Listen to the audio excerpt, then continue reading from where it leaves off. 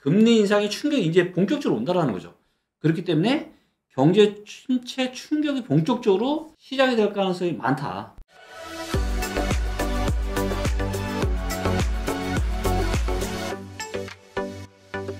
제가 여러분들에게 다시 한번 정리를 한번 해서 말씀을 드려볼게요. 자, 앞으로 금리가 올라가요, 안 올라가요? 앞으로 금리 올라가죠. 그죠? 혹시 앞으로 금리가 안 올라간다, 여기서 금리가 떨어질 거다, 바로 떨어질 거다라고 생각하시는 분 계시면 2번을 눌러주십시오. 2번. 네? 금리 바로 떨어지겠다. 그렇진 않고 어찌됐건 올라가는 상승폭은 줄어들겠지만 금리가 계속 올라갈 거는 같다 하시는 분들은 1번 눌러주세요. 금리가 올라갈 것 같다 1번, 아니야 금리 떨어질 것 같다 2번. 네, 대부분 다 1번이 그쵸. 지금 무조건 1번이죠. 자, 그러면 그렇죠. 금리가 올라갈 거죠. 자, 그러면 상승 속도는 물론 줄어들겠죠. 금리 상승 속도는 줄어들 겁니다. 자, 그러면 금리가 올라가면 주식시장 매력이 떨어져요, 안 떨어져요? 떨어지죠. 왜냐하면 대출금리가 올라가니까 이자를 더, 아까 말씀드렸지만 가계부채나 기업부채는 지금 매우 많다고 말씀드렸잖아요. 그러니까 이자가 올라가면 이자 부담이 커지니까 당연히 기업이 좋아지기 힘들죠. 그리고 그렇기 때문에 주식시장 매력이 떨어지고 안전한 예금이 최고라는 거죠. 지금은 이제는 뭐다? 이제는 금리 인상의 충격이 이제는 뭐예요? 본격적으로 지금 가시화되는 초입에 있어요.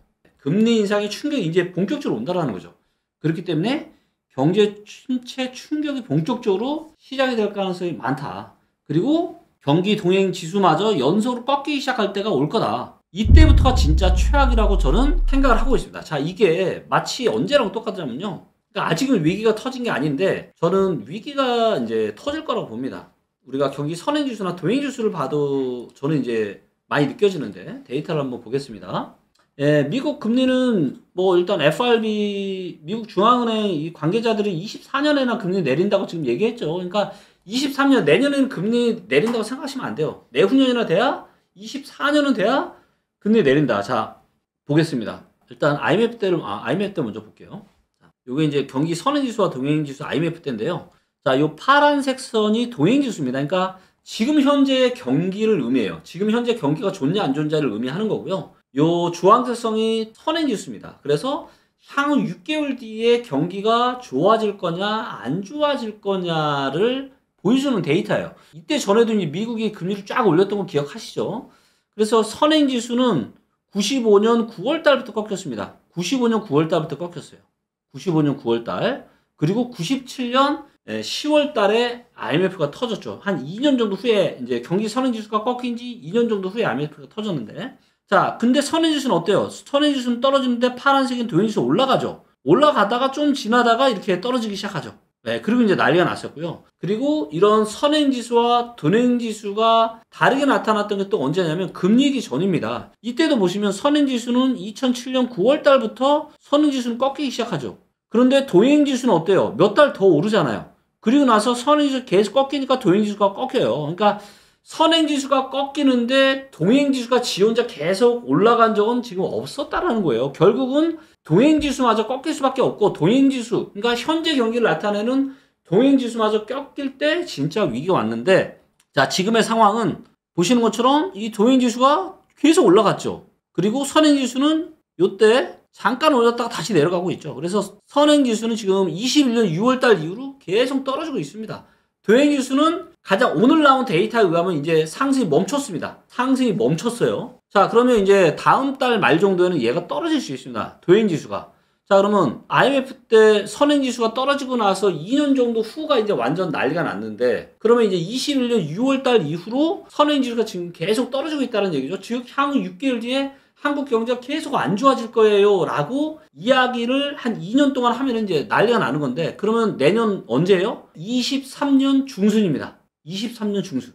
그래서 23년 중순 정도에는 지금 여러 가지 상황이 상당히 심각해질 가능성이 매우 높다. 이렇게 저는 좀 보고 있고요. 그래서 동행지수가 이제 상승이 드디어 멈췄고요. 이제 어쩌면 동행지수가 계속 이렇게 금리가 올라가는데 동행지수가 좋을 리가 없겠죠. 동행지수도 이제 꺾이기 시작할 겁니다. 자, 그리고 이미 이제 개인이나 기업들이 돈 구하기가 힘들어졌어요. 이미 힘들어졌습니다. 돈줄이 말라가고 있는 거죠. 수용 위험이 커지고 있으나 지금 정부에서도 좀 이래저래 하고 아직은 견딜만한 상황이에요. 하지만 더 커지면 이제 금리가 더 올라가고 이러면 뭐다? 진짜 신용위기가 올 수 있는 거예요. 그게 언제다? 23년 2, 3분기 정도 쯤이 되지 않을까. 그래서 정말로 내년에 많은 분들이 경기 침체 이야기를 하고 있고, 경기 침체가 오기 전에 이미 벌써 신용 어떤 문제가 지금 생기고 있는데, 경기 침체가 오면 진짜 이거 신용 문제 아주 심각해질 거고요. 그렇게 되면 어떻게 된다? 자금 조달 금리가 폭등을 할 수도 있습니다. 지금도 여러분들, 지금도 뭐 아까 보셨지만 지금 대기업도 지금 7%, 중소기업은 지금 10%, 그 다음에 카드론이 15%, 지금 부동산 PF 기업들은요 20% 이상, 20에서 30%짜리 지금 금리를 내고 지금 이런 상황이란 말이에요. 근데 여기서 금리가 더 올라가면 지금 어떻게 된다? 얘가 훨씬 더 금리가 올라가는 거예요. 네, 우리가 상상하는 이상의 수준으로 금리가 진짜 폭등할 수 있다. 시중의 실질 금리가. 그렇게 되면 어떻게 되는 거예요? 환율이. 그렇게 되면 환율이 당연히 폭등하겠죠. 주가는 폭락할 거고 부동산은 더 안 좋아질 겁니다. 제가 참 안타까운 게 뭐냐면, 제가 환율 얘기를 제가 언제부터 했습니까? 제가 1300을 한참 되기 전부터 제가 말씀드렸잖아요. 자, 근데 이제 제 이야기를 나중에 보시고 환율 1400원에 사가지고 이거 일이 어떻게 해야 되냐. 달러는 돈 벌려고 사는 게 아니에요. 내 혹시라도 사고가 생길지 모르는 위험에 대비하기 위해서 다른 내 자산을 지키려고 달러를 포트폴리오로 사는 겁니다. 제발 뭐 달러 사가지고 돈 벌려고 이런 마인드로 접근 좀 안 하시면 좋을 것 같아요. 그래서 제가 이렇게 말씀드리는 것도 무조건 이렇게 된다는 게 아니에요. 무조건 이렇게 된다라고 그 누가 확신할 수 있겠습니까? 네? 그럼 그 사람이 전 세계 최고 부자죠. 하지만 여러 가지 지금 정황이 이렇게 될 가능성이 충분히 보이고 있으니까 이런 부분들까지 고려해서 우리는 자산 포트폴리오를 구성하면 좋겠다.